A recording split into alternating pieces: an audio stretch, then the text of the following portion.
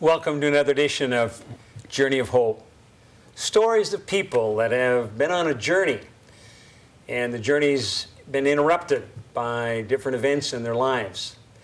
I don't know how your day has been going today or what the week has been for you, but each day as we wake up, we have no idea what lies before us.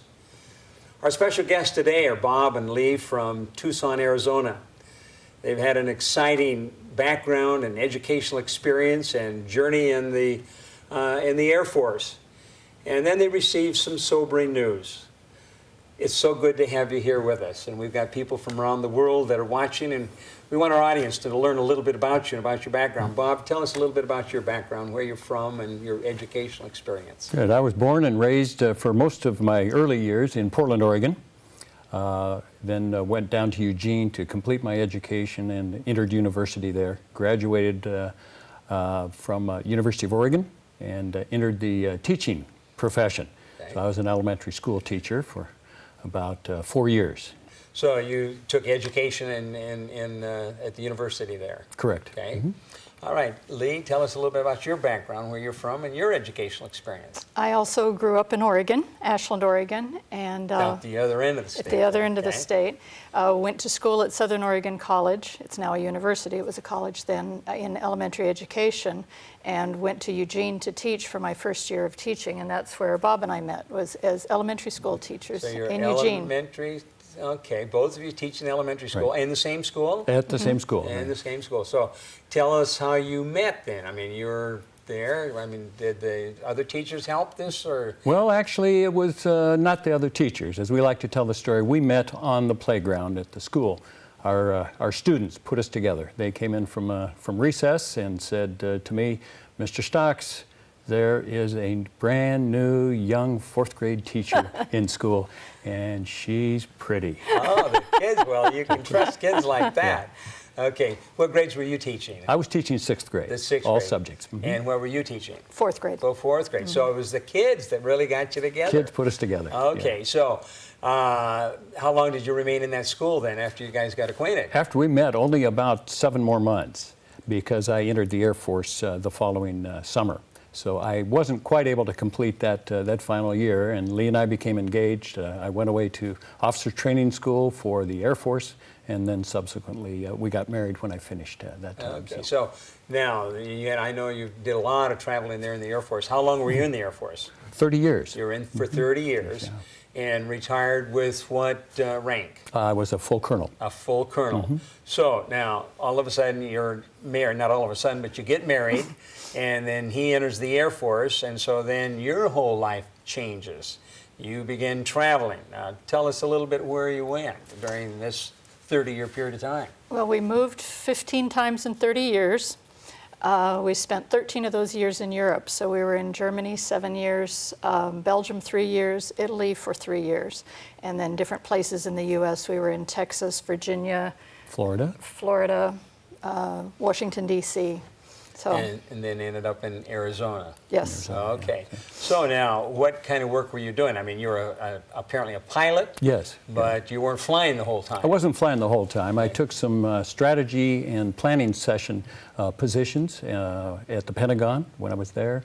And our last assignment in Rome, I was a diplomatic attaché, military attaché to the American Embassy in Rome. And in that position, I was required to interface with the Italian Air Force. I was the Chief of Staff Air Force's personal representative to the country of Italy. Really? And so you're right in Rome for how many years? For 3 years. For 3 years. So now he's a diplomat? Yes. Okay. So what kind of a role were you playing? Well, I like to think it was an important role when he got the job or before he got the job. That's probably why he got the job. That's exactly right, Lynn. Actually, we both had to fly out to D.C. to the Pentagon and both be interviewed, and I had to be a willing participant because part of the job is entertaining foreigners in Italy, and so I had to be willing to do that. So they rewarded me by giving me a live-in maid and caterers and all of that, which really helped. So otherwise, it wouldn't have been near as much fun. Hardship. No, we were forced to live in Rome for 3 years. It was a terrible hardship. So what kind of a role? I mean, you're playing a diplomat. So I mean, are we talking about people from all around Europe or around the world coming in, or? No, normally just the Italian officials and my colleagues from other embassies that are accredited in Rome. So on any one night, we might be entertaining South Africans or Serbians or West Germans. Any country other that has country. an embassy in Rome also has a position equivalent to Equivalent Bob's. to mine. So So you're actually doing a lot of entertaining then. Yes, that Okay. went with the position. We That- knew when we were hired, we were expected to represent the United States of America in a foreign country. So you undoubtedly traveled a lot while you were over there in Europe then? We did. Yes. We traveled a great deal outside of Italy, over most of the Western European countries. down into Africa a little bit? Yes, down in So, I Africa. mean, was language a problem? For operating and doing our job in Italy, the government sent us to Italian language school for 6 months in preparation for that position. But our previous assignments in Belgium and Germany, we were able to pick up a little of those languages, so it just made it a little more convenient when we traveled to be able to converse. And you were doing some teaching apparently over there while you were over there. What were you doing? Yes, I was adult education, teaching English as a second language. When we were in Belgium, I was teaching at the NATO Language Center. So I was teaching other military members who were on a NATO assignment, had to come in and be proficient in English to do their job. So I taught them English. Well, this sounded like it was a really rough hardship for them while you were over there. As we That say, is- somebody had to do it. so- But you have to be willing to do Yes, that. we I know. did. I had to go to Hawaii one time on a hardship tour. I know exactly what you're talking about. So you finished your tour over there in Rome, and then you came back to the States. Where did you go? I went to Davis-Monthan Air Force Base in Tucson, Arizona Okay. for our last 2 years on active duty. And I was assigned there to perform as a commander of a planning squadron to plan strategy for our 12th Air Force there in Davis-Monthan Air Force Base. Now, during this whole 30-year period of time, were you ever in active Vietnam? This was before or after that time? Or? I was not in a war zone. Yeah. I was never assigned to a war zone. So it worked out pretty good for you. So then you came back, you spent your last couple of years, retired after 30 years, and have remained there in Tucson. Everything's going along fine. And then you begin a different chapter in your journey of life. And you're going in for regular physicals, I'm assuming all through your military experience.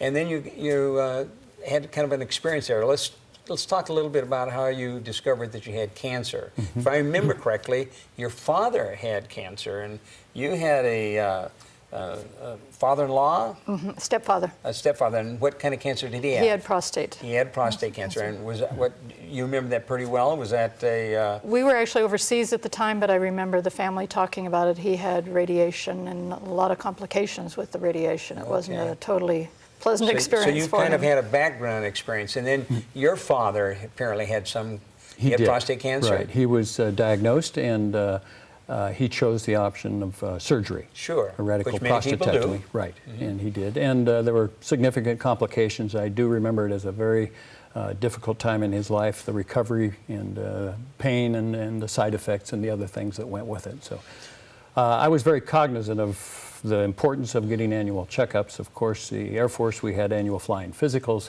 So starting at the age of 50, I went in for a physical and a Every year, probably. every year, right. Yeah. So I did know a little bit about the PSA, but certainly not as much as I know now about the PSA. Well, and you've been active, very involved in sports. I know that tennis is one of the sports that you've been participating in. So you've been in good health all along. Yes. And then what happened here?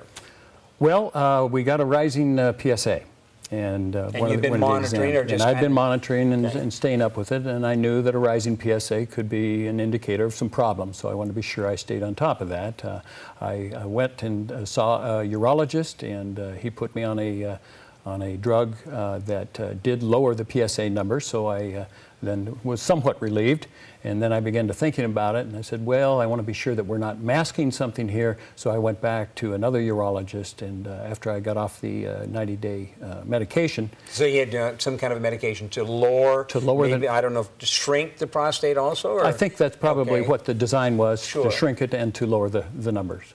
And so after completing the dosage, I went back for another PSA, and the number had risen after about 3 months after the medication.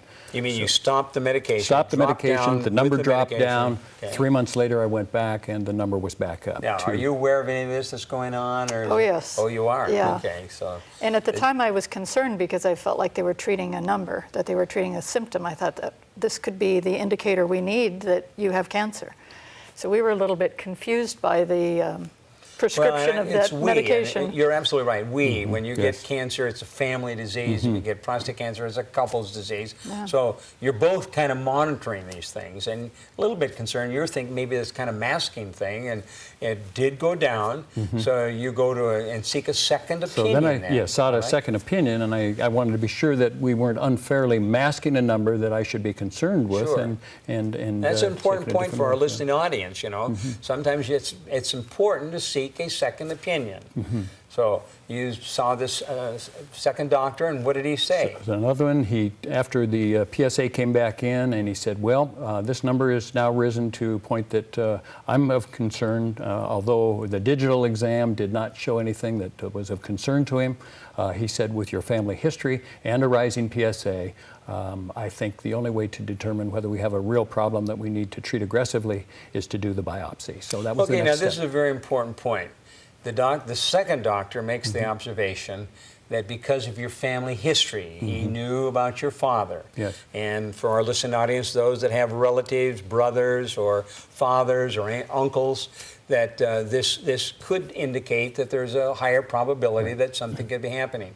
So when your PSA came up and he was monitoring it, did it come up to where it was before, or was it higher? I mean, what kind of a number are we talking about? It came up, back up to 5.2. Okay, which is not high, but it was higher than it should be. Correct, that's Correct, right. okay. But the rate at which it came back up, the PSA velocity is the term that the urologist used, Yes. is what concerned him, and then subsequently what concerned Lee and I. So when he said, well, the only way to determine whether we have a problem or not is with a biopsy, which I said, let's go find out. We both talked about it, and we said, let's do it as quickly as we can get it scheduled. So what's going through your mind about all this time? I mean, you know, as things are going up, and you've already got background with a father and a father-in-law.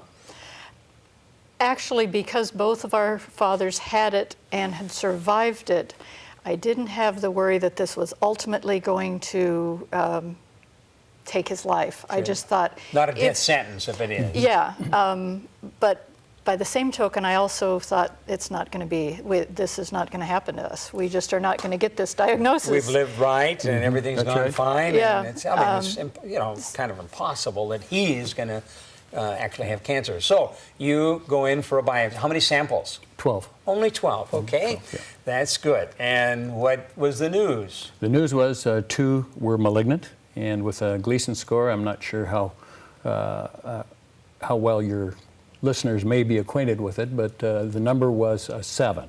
Okay. It's a 3 and a 4, and with the rating system that the pathologist used was 7. What the urologist described to me was, this is moderately aggressive, is the term that he used. And so then when we were rolled back on our heels, actually we got a call on the cell phone I was while we going were to say, in how did traffic. you actually find out? And we were just going across the city, driving across on our way to a scuba diving shop to make arrangements for a dive to Fiji. And the call came through on the cell phone, so we were sort of expecting it, just not at that time. So I pulled over. Were you together at this point? Oh, yes. Right. And you get the phone call? Phone call. So the phone call, and so you pull off to pull off in a parking lot. take the call, or the call. Okay, so you pull off, and for our listening audience, you know, you've got a Gleason of 7. Now it goes all the way up to a Gleason of 10, 6. Then it's 3 plus 3 and 3 plus 4 and a 4 plus 3. So you have early stage, but the doctor said, hey, you've got moderate cancer. So Right. you pull off, and who's got the phone? I had handed it to her while I was driving and didn't even take the call. All right. And, so we just said, hang on until we can get pulled off and be safe. So we pulled into a parking lot. She brings the phone back to me, and I don't remember if I put it on speaker or not, but Yeah, you did. You did, I so did. you And, remember. so we got- So you pull off, and you know the doctor's calling. yes. So you know undoubtedly there's some kind of news he's going to be sharing. Yeah. And what does he say? And he said the pathology report came back in, and I don't know if he said it's not good news or we need to talk, need for you to come in. I don't remember. As many people will tell you who've been diagnosed, there's suddenly just a shock there, and you kind of don't remember. The world stops and the sound stops. And Yeah, now repeat that because, our listening audience, they've had, some of them have just had some news, and whether it was prostate cancer or some other kind of cancer or some other kind of an illness, all of a sudden, everything kind of stops. Yeah. We had played the scenario, each of us in our own minds individually, about how would we react if we got if he got the diagnosis. And I was really shocked at how I really reacted compared to how I thought I would in my imagination. Time just stopped, the world stopped, sound stopped. It was like I was numb. I looked at him, and I've never seen such a blank look on his face. We were like zombies. Both just stunned. Just stunned. I continued driving for the rest of the day because I didn't think he was safe. I probably wasn't much safer. But it was just a really, really vulnerable feeling. Now, that's very important for our listening audience. I mean, even though you thought you mentally kind of prepared yourself, but in your background, you're about your father and your father-in-law, and there's always the possibility it could happen to you, but all of a sudden you get the word and you are stunned. Yeah. So what then? I guess in about 10 seconds after hearing it, I thought, okay, now's the time to get rational, put the emotions aside, and start thinking about the way forward and make use of our time here. Let's make smart decisions from here on out. And I guess that was my first thought. How do we go ahead and progress side by side through the decision process that's going to be coming up next? So you go and see the doctor, and he tells you about some different options, and I don't know whether Loma Linda was mentioned in that possibility, but tell us how you learned about Loma Linda, because generally when you meet with the doctors, they go through 2 or 3 or 4 of the different options, and Loma Linda's not mentioned. Yeah. And that was our case as well. It was not mentioned by our urologist. So how'd you learn about Loma Linda? Well, leading up to that, we met with him. He told us what the options were for his specialty, which was surgery. And when he told us the possible side effects and the chances of the side effects affecting me with my particular diagnosis, we walked away a little stunned. Wasn't all that exciting? Yes, and of course then was, well, do we need to just listen to him or do we need to listen to other opinions? So we made 2 other appointments with urologists and heard similar stories. Only one of the 3 was familiar with the proton treatment program. And that was But a he third didn't mention it. urologist. We had to ask him. It was after. Yeah. In the interim, we went ahead after due consideration for a couple of days and made a appointment for surgery, which would have been this last 30 March. Okay. Just to hold the position because the surgeon said, That's a viable option right, for And we asked, how quickly do we need to move? And he said, moderately aggressive. He said, I wouldn't wait a year. And we said, well, what's a reasonable amount of time? And so he said, such and such. I could get you in for surgery as early as, and so we reserved a date on that point. Sure. Then it got very interesting, at least for us. And that was, we were entertaining a relative that we hadn't seen for years in our home for dinner. And he had been informed that I had been diagnosed with colon cancer. So when he arrived at the house just before dinner, he said, sorry to hear about your diagnosis, tell me what it looks like, the progress. And somehow in the first 2 sentences, he came up with the idea of colon cancer. And I said, oh no, it's prostate cancer. And his whole expression changed. And he says, do I have a guy that I want you to talk to? And I said, what's this? And he said, my next door neighbor just recently completed the proton beam treatment at Loma Linda, California. And I said, I haven't heard of it. And he said, here, talk to him. And I said, well, we're about ready to sit down for dinner. Why don't you scribble down his name and phone number, and I'll give him a call later as we do the rest of our research. And he says, talk to him now. Oh, no, you're not going to wait, huh? No. So dinner's going to wait. Dinner's waited 45 minutes. He handed me the phone. I went in the bedroom, and we talked, and this fellow was so open and complete and honest about the experience he had here at Loma Linda that I came out absolutely beaming, 2 feet above the phone, and I said, Lee, our research is not complete. So you hear about Loma Linda, but there's something else that happened about Loma Linda. how you heard about Loma Linda. Yes. From the time he walked out of the bedroom, having talked to this guy named Gary, we just knew that that was the direction we were going to go. But we're always looking out into the universe for validation of our decisions. And so like 2 nights later, we're at a play, a dinner theater in Tucson, and I'm reading the playbill. And I didn't read it, all of it that night, but the next morning at breakfast, I'm sitting there eating my cereal, and I'm reading the playbill, and I'm reading about each of the actors. And you know how on playbills they talk about what they've acted in before, and they thank their family at the end.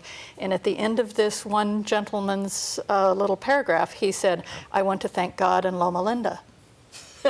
Well, we had only heard of Loma Linda like 2 days before that, so here it is in a playbill for a dinner theater. Loma Linda. And then about another week later, we're driving down the road, and there's a car in front of us.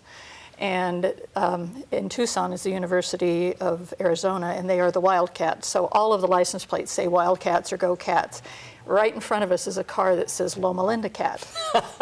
So we were just bowled over. Loma Linda here, Loma Linda there. For a place we'd never heard of before, all of a sudden it's just coming at us from all different directions.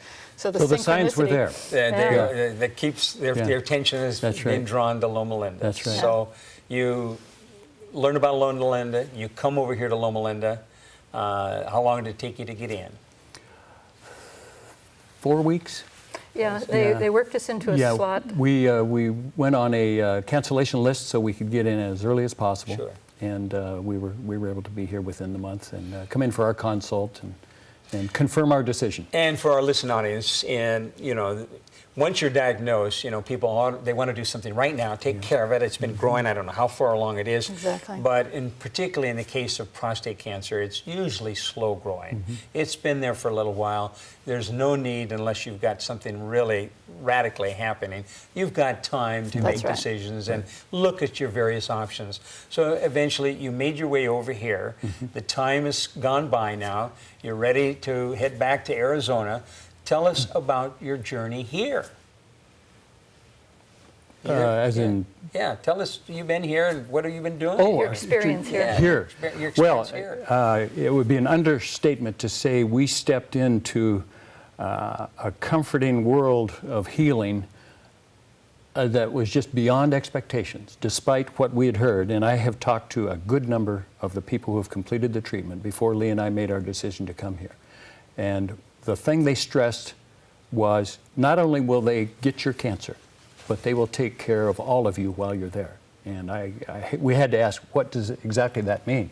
And they said, you won't believe the support group that is there, all the people that are so focused on your health and your well-being and making you the whole man, that it'll be a radiation vacation. So that is the term that we've kind of adopted, and that certainly is held true every step of the way by all the personnel that are here. Well, an undergirding philosophy of Loma Linda is to make man whole, mentally, physically, spiritually, and emotionally. I often tell the patients, you've heard me say this, the treatments are over there in the gantry or the fixed beam line, but healing is a process, far more than just showing up. So you've been actively involved. Tell us about some of the things you've been doing while you've been here. You know, I mean, he doesn't look like he was a sick patient. Well, we've been going to yoga class. He's been playing tennis probably 3 times a week. Exercise class, I've taken advantage of the wonderful masseuse at the Drayson Center. But on weekends, we're off in a different direction. We're equal distance from the mountains, the desert, and the ocean. So we go a different direction every weekend. We're having so much fun that all of our friends and family have stopped being concerned. They used to call and send us cards and emails and want to make sure we were okay. And now we're having too much fun. So I think they even dropped us. When you call and they say, how you doing? Well, we're out sailing right now. You know, they quit feeling sorry for you. That's right. You'll get a kick out of this, Lynn. I think my mom has actually dropped me from the prayer list at her church. I've heard that. I've heard that happen before. Well, now we're coming down to the end here. Tell us now that you've had cancer, what difference is that making to you? What difference has it made to either one of you? Yeah. I think for me, it's made a large difference in how I look at the responsibilities for my health and my well-being.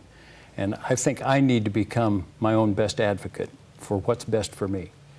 And take the word of the professionals as a source of information before I make decisions. And I think the way we reached our decision to come to Loma Linda is a good example of that. You went through a process. We went through a process of evaluating and determining pluses and minuses and weighing the side effects and the chances for side effects, and elected to come here because of the promise of this healing that's here. And I'd like to think that I will adopt that in all the challenges that come up in our life, is to go through that process. I need to be my own best advocate. Tell me, you use the term pay forward. What does that mean? Well, that means to me, I've made some wonderful relationships, built them here, by people who are drawn here through one common bond, their diagnosis. Now, I would be remiss if I didn't pay forward the experience I've had here in going out into the community when I returned to Tucson and finding a way to carry this experience to people between diagnosis and choice of treatment. That's where I found out, through a very fortunate series of events, I found out. But I would like to make this not an accident and pay this experience forward to people who have been diagnosed and are still trying to make a decision. I want to be a resource. You'll find that people literally come out of the closet. You'll find all kinds of people that are here, that you were out there in California, some kind of experimental program, but you had cancer, and you're going to have an opportunity to share and to pay forward. Again, for our listening audience, Bob and Lee here have been an excellent example of somebody that was diagnosed with cancer. It was a very sobering piece of information for them, but they began a process of looking at the different options they had and contacting a number of different people, and then made the decision to come to Loma Linda. For those of you in the listening audience, there may be some here this week that have received some sobering news. Maybe you're faced with an illness, and I want you to know that God's got a plan for your life. If you'll look to Him, He'll open doors, He'll close doors that you can discern His will. Again, I'm Lynn Martell for Journey of Hope. Look to God. He's got a plan for your life. Until next week, God bless you, each and every one.